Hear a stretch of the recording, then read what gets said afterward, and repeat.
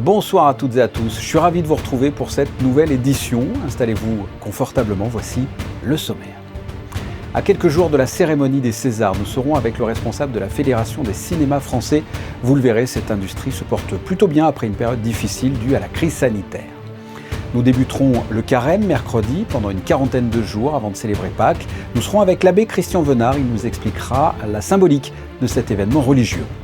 Ce matin se tenait la 4e réunion plénière du Comité pour la promotion et la protection des droits des femmes, l'occasion de dresser un bilan de l'année écoulée, mais aussi de présenter les perspectives de l'année 2023. Le Monaco Economic Board a invité une délégation thaïlandaise en principauté. Le but pour les entrepreneurs monégasques, découvrir le dynamisme économique et les opportunités offertes par la Thaïlande. Et enfin, nous vous dresserons le portrait d'Alexander Ellen, un kitesurfer représentant la principauté dans les plus grands événements sportifs mondiaux et pourquoi pas prochainement aux Jeux Olympiques. Mais avant de développer ces titres, sachez en bref que Fabrice Larue rejoint le conseil d'administration du groupe Monte Carlo Société des Bains de Mer. Ce spécialiste notamment dans le secteur des médias viendra apporter son expertise au groupe. Parmi ses expériences, Fabrice Larue a été par exemple directeur général de Radio Nostalgie et vice-président, directeur général de la régie publicitaire de Radio Monte Carlo et Nostalgie. Il a par la suite dirigé la filiale média du groupe LVMH. Depuis plus de 22 ans, Fabrice Larue est un entrepreneur. Il a contribué par exemple à porter la création de marques françaises à l'international, telles que les séries Braco ou Versailles, Plus belle la vie et autres. Il devient donc administrateur au sein de la SBM. Et puisque je viens de vous parler de radio, de télévision et de séries, parlons cinéma et salles obscures. Ce vendredi, nous célébrerons le cinéma français avec la 48e cérémonie des Césars. Va-t-on toujours autant au cinéma ou moins qu'avant ? Pour répondre à cette question, nous sommes avec le directeur général de la Fédération nationale des cinémas français, Marc-Olivier Sebag. Bonsoir. Bonsoir. Avec l'arrivée des plateformes et de la Covid, comment se portent aujourd'hui très concrètement les cinémas en France ? Les cinémas vont bien mieux, bien évidemment, parce que vous savez que pendant toute cette période, les cinémas ont été fermés, plus de 300 jours, presque un an de fermeture pour les cinémas et les lieux de spectacle en général. Et depuis, on se reconstruit et on se reconstruit bien. Pour vous donner une idée de chiffres qui corroborent ce que je vous disais, en 2020, on a fait 65 millions d'entrées. En 2021, 100 millions d'entrées. En 2022, 150 millions d'entrées. Et on espère en 2023 retrouver les niveaux à peu près d'avant qui tournaient autour des 200 millions d'entrées. C'est le même constat, que ce soit des petits cinémas indépendants ou des grosses chaînes de cinéma, parce qu'il y a, il y a 2000 cinés en France, je crois.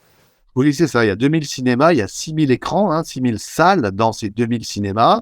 Et ce constat, il se fait d'ailleurs plus dans les cinémas de proximité que dans les grands équipements, parce que forcément, les grands équipements, ils ont besoin de films puissants, de films notamment américains, et il y a eu beaucoup moins de films américains, 2 fois moins de films américains sortis en 2022. Depuis le mois de novembre, on a de façon continuelle des films qui regroupent un grand nombre de publics, voire au-delà de ses espérances. Alors, c'est des films français comme le film Novembre, comme le film sur Simone Veil, qui a fait 2,5 millions d'entrées, qui est le film français qui a fait plus d'entrées en 2022.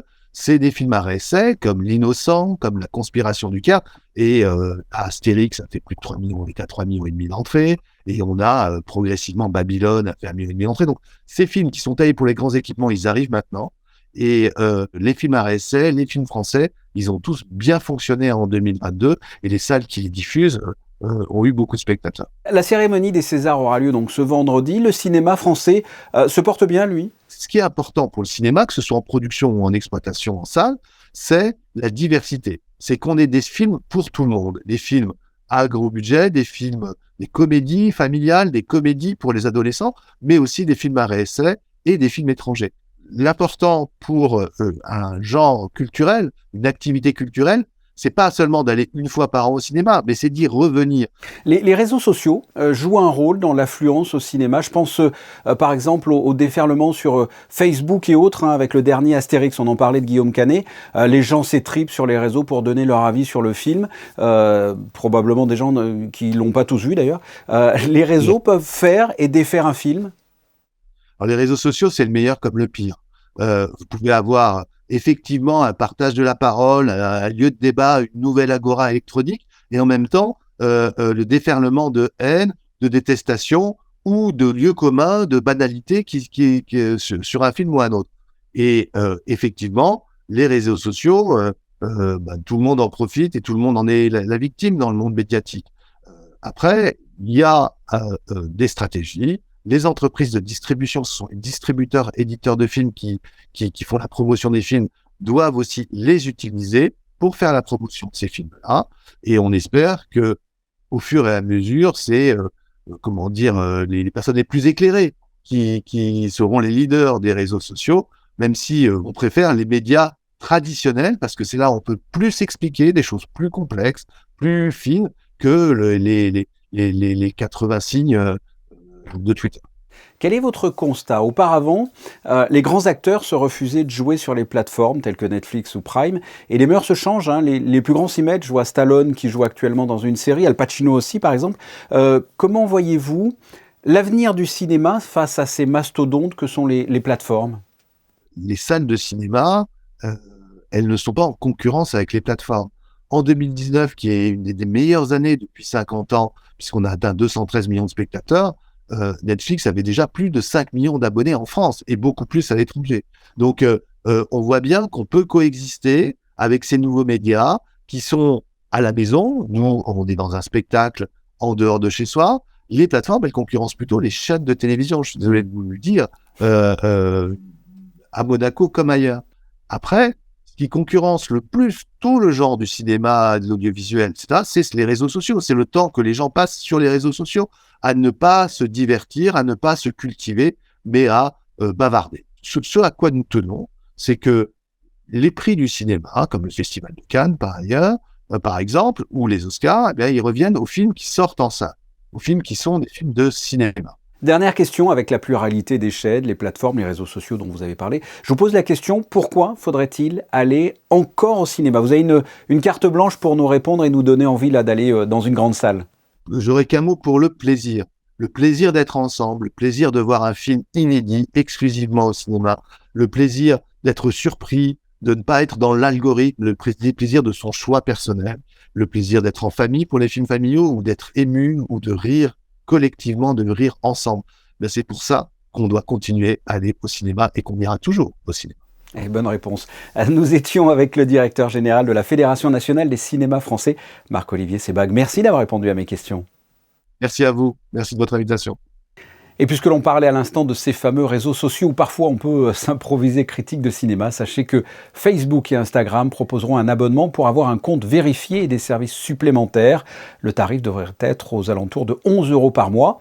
C'est la proposition faite ce dimanche par Mark Zuckerberg. Cette nouveauté serait d'abord disponible en Australie et en Nouvelle-Zélande avant d'être déployée progressivement dans un tout autre domaine. Ce matin se tenait la 4e réunion plénière du Comité pour la promotion et la protection des femmes au Yacht Club. L'occasion de dresser un bilan de l'année écoulée, mais aussi de présenter les perspectives de l'année 2023. C'est un reportage de Juliette Rappert sur des images de Jean-Alexandre Dordet. L'année 2022 aura été marquée par de nombreuses réalisations en faveur du droit des femmes, avec l'aboutissement d'avancées législatives poursuivies par un renforcement des formations des professionnels ayant à traiter des violences faites aux femmes. Il y a une loi qui a été votée sur l'abrogation des textes obsolètes et inégalitaires. On a déposé aussi un projet de loi sur le bureau du Conseil national pour l'indemnisation des victimes de violences à caractère sexuel. On a continué les actions de formation pour les personnels qui accueillent des victimes de violences. En matière d'égalité, important aussi à signaler les travaux de l'INSEE qui ont vu l'aboutissement de la première étude sur les écarts de salaire entre les hommes et les femmes. Concernant les perspectives 2023, renforcement et mobilisation sont les maîtres mots de l'ensemble des acteurs du comité. On continue notre mobilisation et on renforce nos actions. Et à ce sujet, on va mettre en place avec la direction des services judiciaires des programmes de responsabilisation d'auteurs de violences pour éviter la récidive et permettre une prise de conscience. Isabelle Béraud-Amadei, conseiller ministre des Relations extérieures et présidente du comité pour la promotion et la protection du droit des femmes, souhaite rappeler que le chemin est encore long en principauté, mais aussi dans le monde. Cette année, en 2023, nous célébrons l'anniversaire de la Déclaration universelle des droits de l'homme. Et on se rend compte que malgré tous les droits qui figurent dans cette déclaration, et notamment l'interdiction de la distinction et de la discrimination entre les genres, il y a toujours, malheureusement, des femmes qui se battent pour leurs droits. Le bilan reste tout de même positif, cependant le comité et les différentes associations membres continuent de s'engager et de lutter contre les violences et les discriminations faites aux femmes, malheureusement toujours présentes en 2023. Et cette année, lors de la Journée internationale des droits des femmes, le 8 mars, la thématique sera les femmes et le sport. Comme tous les mardis, voici le bilan sanitaire. La semaine dernière, 6 nouveaux cas ont été révélés positifs à la Covid-19. Il y a 4 hospitalisations. Personne n'est en réanimation et le taux d'incidence sur la base de 100 000 personnes est en baisse. Il est de 15,3 contre 41 la semaine précédente. Demain, nous rentrerons dans ce que l'on appelle le carême. C'est un temps liturgique de dévotion à Dieu associé à une alternance de jours de jeûne. Le carême dure une quarantaine de jours jusqu'au 6 avril. Pour en savoir plus sur la symbolique de cet événement chrétien, nous sommes avec l'abbé Christian Venard, le délégué épiscopal à la communication. Christian, bonsoir. Bonsoir Fabien. Comme je l'ai dit, ce mercredi, nous commençons ce que l'on appelle le carême. J'ai envie de vous demander ce qu'est le carême pour les nuls. Expliquez-nous un peu ce qu'est cet acte chrétien. Eh bien, le carême, ça vient de quaresima en latin ou de quadragesima. C'est une période de 40 jours qui aide les chrétiens à se préparer à Pâques. Alors cette période, elle remonte très très loin dans le temps. Elle nous rappelle les 40 ans que le peuple hébreu a passé dans le désert quand il a quitté l'Égypte pour se rendre dans la terre promise par Yahvé. Et puis, d'une manière un peu plus proche, même si c'est lointain pour nous, ça nous rappelle aussi les 40 jours que Jésus a passé au désert pour y être tenté. Alors les chrétiens, à leur tour, suivent Jésus, suivent un peu la démarche du peuple hébreu, et puis pendant 40 jours, ils vont se préparer à la fête de Pâques. Comment doit-on pratiquer le carême ? C'est un jeûne, on doit manger moins, pas du tout. Qu'est-ce que l'on doit faire ? Il y a, vous l'avez dit, le jeûne. Donc les chrétiens essayent en effet de se restreindre un peu. Alors ça peut être la nourriture, c'est ce qui nous apparaît le plus évident. Mais ça peut être aussi, on peut jeûner de cinéma, de réseaux sociaux, que sais-je, de choses qui nous tiennent à cœur. Ça c'est un peu de dépouillement. Et puis il y a aussi un autre élément important pendant le carême, le jeûne, la prière. Alors la prière, elle, si vous voulez, c'est prendre plus de temps pour Dieu. D'ailleurs, le diocèse, nous vous proposons quelque chose de formidable. Tous les jours, 2 minutes de méditation. Ça s'appelle le carême en ligne. C'est sur les sites du diocèse, sur tous nos réseaux sociaux. Tous les jours, avec un frère dominicain, 2 minutes pour méditer un peu la parole de Dieu. Et puis, la troisième action pendant le carême, on a dit le jeûne, la prière. Et puis, la troisième, ça s'appelle l'aumône. C'est un temps de partage. C'est un temps où on va essayer de donner aux plus pauvres. Et d'ailleurs, le diocèse, lui, propose une magnifique action de carême pour tout le diocèse. Nous allons essayer de recueillir un maximum de dons pour nos frères chrétiens du Burkina Faso qui sont, vous savez, le Burkina Faso traverse des moments très difficiles. L'actualité la plus récente nous le rappelle.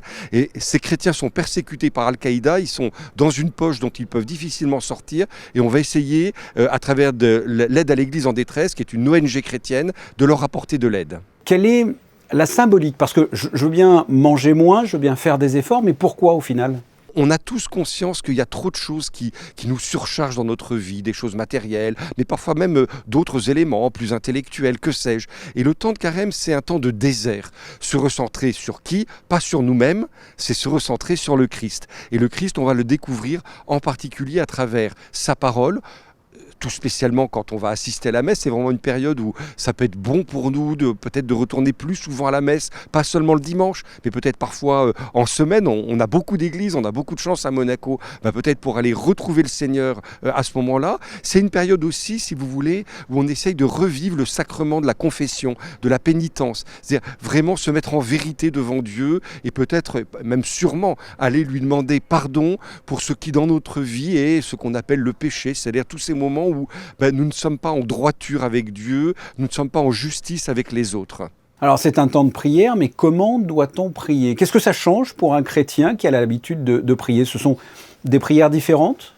Non, les prières sont les mêmes. Alors si vous voulez, liturgiquement, il y a des très belles périodes. Donc demain, on va recevoir les cendres sur notre front. Et puis ça se termine par la Semaine Sainte, qui est une semaine liturgique extraordinaire. Mais je dirais au jour le jour, donc c'est marqué, on porte des ornements violets, nous les prêtres. C'est-à-dire, c'est des ornements un peu de tristesse pour dire qu'on est en attente d'une grande nouvelle. J'entends honnêtement plus souvent parler de ramadan et de personnes qui le pratiquent. Il y a une forme de ferveur avec le ramadan plutôt que de personnes qui pratiquent le carême. C'est suivi chez les chrétiens de façon générale ? Oui. D'abord, c'est l'occasion de rappeler que c'est quand même quasiment 1,5 milliard de personnes à travers le monde qui, demain, au même moment, vont commencer le carême, vont commencer cette grande démarche de préparation à Pâques. Je pense que c'est une vision un peu trop intra-européenne. C'est-à-dire que, de fait, l'Église est un peu en perte de visibilité sur le vieux continent européen, ce qui n'est pas du tout le cas dans beaucoup d'autres endroits à travers le monde. Et en effet, on peut avoir cette impression parfois, alors c'est pas parfois un miroir un peu déformant aussi des médias, où on a l'impression d'un seul coup qu'on comprend ce que c'est que le ramadan et on voit plus très bien ce que c'est que le carême. Et c'est pour ça que je vous remercie vraiment de me donner l'occasion de pouvoir donner ces quelques rappels sur votre antenne. Cette année, donc, le carême débutera le mercredi 22 février pour se terminer le jeudi 6 avril. Et nous célébrerons Pâques le dimanche 9 avril. Je le rappelle, Pâques commémore la résurrection du Christ. Christian Venard, merci d'avoir répondu à mes questions. Merci à vous et bon carême à tous. Et sachez que vous pourrez suivre la prochaine émission, Le Débat, votre émission cinématographique autour de la religion, le dimanche 12 mars à 21h avec comme thème la religion et la politique, avec la diffusion du film Romero sur la vie et l'œuvre de l'archevêque Oscar Romero s'opposant au régime totalitaire du Salvador dans les années 70. Lundi, une délégation thaïlandaise s'est rendue au Monaco Economic Board, l'occasion pour les entreprises monégasques de découvrir le dynamisme économique et les opportunités offertes par la Thaïlande. Retour sur cette journée d'échange avec Émilie Flamin et Lionel Bernardi. Agriculture, éducation, santé ou encore tourisme, une vingtaine de chefs d'entreprise sont venus depuis la Thaïlande à la rencontre des acteurs de l'économie monégasque. En principe, nous avons beaucoup d'entreprises qui sont venues ici avec des attentes, notamment dans les domaines de la tech, mais aussi de la santé. Nous avons des possibilités d'échange et d'enrichissement. Comme toujours, quand on accueille une délégation étrangère ou quand on va à l'étranger, on essaye de bâtir des liens qui ensuite serviront à l'exportation pour la principauté de Monaco. Une matinée d'échange avec 3 points essentiels, la technologie, la santé et les institutions. Un moyen de renforcer les échanges entre Monaco et la Thaïlande. Les Thaïlandais, d'une manière générale, sont très intéressés par l'organisation monégasque. Ils s'interrogent souvent sur le pourquoi de notre réussite et pourquoi notre modèle économique fonctionne si bien. Donc ils sont très intéressés, notamment sur des aspects de tourisme qualitatif, qu'ils aimeraient voir développer plus et plus avec la période du Covid qui a touché ce très grand pays touristique. Après les conférences, la délégation thaïlandaise a pu visiter entre autres les thermes marins de Monaco, l'hôtel de Paris et le casino de Monte-Carlo, toujours dans l'objectif d'échanger et de s'inspirer de ce qui est fait en principauté. En novembre, ce sera au tour d'une délégation monégasque de prendre la direction du Royaume de Thaïlande. Les Jeux Olympiques de 2024 se dérouleront en France. 4 sports additionnels et 8 nouvelles épreuves seront proposées lors de cette édition. Et notamment le kitesurf. Un monégasque, Alexander Ellen, fait partie des tout meilleurs mondiaux en kitefall. Frédéric Hélion l'a suivi lors d'une journée d'entraînement à Hyères ainsi qu'à Monaco. Découvrez ce Focus Info sur des images d'Alexia Vial et Olivier Bonello. C'est l'un des sports nautiques les plus spectaculaires. Le kitefoil procure des sensations de glisse et de vitesse inégalables. Une planche et un foil tout en carbone, tractés par une voile de taille différente en fonction de la force du vent. En compétition, il est possible d'en inscrire jusqu'à 4, la 23 mètres carrés pour un vent léger, puis la 15, la 11 pour les vents forts et même la 9 mètres carrés. La discipline fera son apparition aux Jeux Olympiques en 2024 et parmi les meilleurs kitesurfers de la planète, un monégasque, actuel 7e mondial. Alexander Ellen a débuté par la voile avant de se tourner vers le kite suite à un stage offert par sa mère et depuis, il n'a jamais arrêté. Moi, ce qui me plaît, c'est la liberté, le fait de pouvoir faire un peu ce qu'on veut sur l'eau. Le foil, ça a amené un truc de liberté, de légèreté, de pouvoir naviguer dans très peu de vent, dans beaucoup de vent, de pouvoir faire beaucoup de kilomètres, aller hyper vite. Cette vitesse est aussi incroyable. Amateur de sensations fortes, Alexander pratique aussi le parapente sur son temps libre. Un bon exercice, seul face aux éléments, comme sur la planche, pour se concentrer sur soi-même et tout gérer du mieux possible. À ses débuts en kite, il s'entraîne à Monaco avant de s'installer à Hyères avec le soutien du comité olympique monégasque et du Yacht Club de Monaco. On est fiers parce que c'est un pur produit du Yacht Club de Monaco, on l'a connu très jeune Et puis je pense que ça fait partie intégrante des valeurs du club, c'est-à-dire la transmission. Et on a suivi beaucoup de jeunes coureurs français sont passés ici. Après, ils ont fait des transats, ils ont fait des tours du monde. Et ça, pour une fois, c'est un national. Donc, on est très, très content de ça. Et puis aussi, on est assez content de l'équipe qui est mise en place. Autour de lui, il y a beaucoup de monde. Et c'est très complémentaire et ça fonctionne bien. Pour l'entourer et l'aider à performer, toute une structure est mise en place. Son entraîneur Maxime Albarel et le DTN Paolo Gione, fort de son expérience olympique, l'accompagnent. Un préparateur physique, Olivier Morelli, et une nutritionniste, Maryse Thiebaud, le suivent également. Pour la partie mentale, si importante dans le sport de haut niveau, Alexander Hélène peut bénéficier des conseils d'André Armand et de Christian Target, une référence dans le domaine. Les choses habituelles sur lesquelles on travaille, c'est la capacité à se concentrer sur son objectif, à avoir l'énergie maximum et à gérer surtout les émotions avant le départ et pendant le parcours. La tête qui vient de me voir sont généralement techniquement de haut de gamme. Donc, mais par contre, ils ont tous des freins, soit émotionnels, soit énergétiques, soit estime de soi, on ne le voit pas trop, soit de concentration tout simplement. Donc mon travail, il est simple, c'est enlever tous les freins pour qu'il puisse exprimer au maximum de ses possibilités techniques. Et pour travailler la technique, un spot de rêve, la plage de l'Almanar à Hyères.